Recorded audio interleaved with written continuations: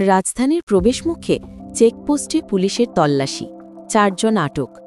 সাভারের আমিনবাজার এলাকায় চেকপোস্ট বসিয়ে তল্লাশি চালাচ্ছেন সাভার মডেল থানার officer incharge OC Mohammad Jewel মিয়ার নেতৃত্বে আইনশৃঙ্খলা বাহিনীর সদস্যরা।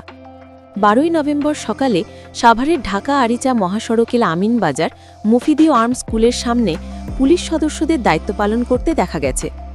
পুলিশ সূত্রে জানা গেছে, ভোর থেকেই ঢাকা-আরিচা মহাসড়কের আমিনবাজার এলাকায় চেকপোস্ট কার্যক্রম পরিচালনা করা হচ্ছে। চেকপোস্টে ঢাকাগামী বিভিন্ন যানবাহন থামিয়ে তল্লাশি চালানো হচ্ছে। বিশেষ করে প্রাইভেট কার ও মাইক্রোবাসগুলোকে সন্দেহজনক মনে হলে থামিয়ে গাড়িতে থাকা যাত্রীদের গন্তব্য ও পরিচয় জানতে চাচ্ছেন পুলিশ। চেকপোস্ট থেকে দুপুর পর্যন্ত ৪ জনকে আটক বা গ্রেপ্তার করা হয়েছে। ওসি মোহাম্মদ জুয়েল মিয়া বলেন, আমাদের নিয়মিত কার্যক্রমের অংশ হিসেবে এই চেকপোস্ট ও তল্লাশি কার্যক্রম পরিচালনা করা হচ্ছে। মূলত মাদক ও অবৈধ অস্ত্রের বিরুদ্ধে অভিযান ও রাজধানীতে নাশকমূলক কার্যক্রম প্রতিরোধই আমাদের লক্ষ্য। তিনি আরও জানান, গতরাত থেকে ঢাকার এই প্রবেশপথে চেকপোস্ট কার্যক্রম চলছে এবং আগামীকালও এটি অব্যাহত থাকবে।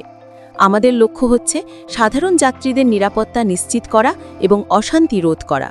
এখানে স্বাভাবিক যাতে কার্যক্রম থাকে এবং জনদুর্ভোগ এড়ানোর জন্য আমরা এই নিয়মিত চেকপোস্টের অংশ হিসেবে আমরা চেকপোস্ট করছি। কয়জন আটক আছে এই পর্যন্ত আজকে আমাদের ৪ জন আটক আছে। তাদের জিজ্ঞাসাবাদ করেছি এবং তাদেরকে বিজ্ঞ আদালতে সোপর্দ করেছি।